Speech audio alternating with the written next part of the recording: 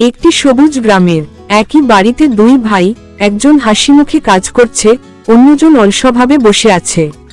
এক গ্রামে থাকতো দুই ভাই। বড় ভাই সৎ ও পরিশ্রমী, আর ছোট ভাই ছিল খুব লোভী। স্বভাবই মানুষকে আলাদা করে।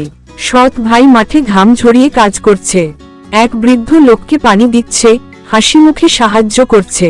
সৎ ভাই সব সময় পরিশ্রম করত আর মানুষের উপকার করত। সততায় থাকে শান্তি।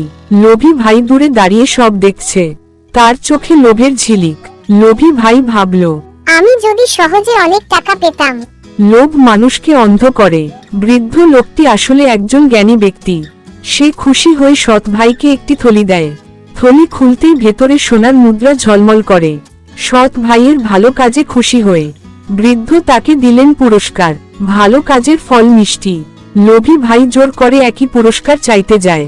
সে রূঢ় আচরণ করে। থলি খুলতেই সোনার নয়, ভেতর থেকে ধোঁয়া আর কয়লা বের হয়। কিন্তু লোভ করে পাওয়া জিনিস সুখ এনে দেয় না। লোভের শেষ ফল পস্তানো। দুই ভাই পাশাপাশি দাঁড়িয়ে। লোভী ভাই লজ্জিত, সৎ ভাই তাকে ক্ষমা করে হাসছে। সূর্যের উষ্ণ আলো চারপাশ ভরিয়ে দেয়। সততা মানুষকে বড় করে, আর লোভ মানুষকে ছোট করে। সৎ পথে চললে সফলতা নিজেই এসে ধরা দেয়।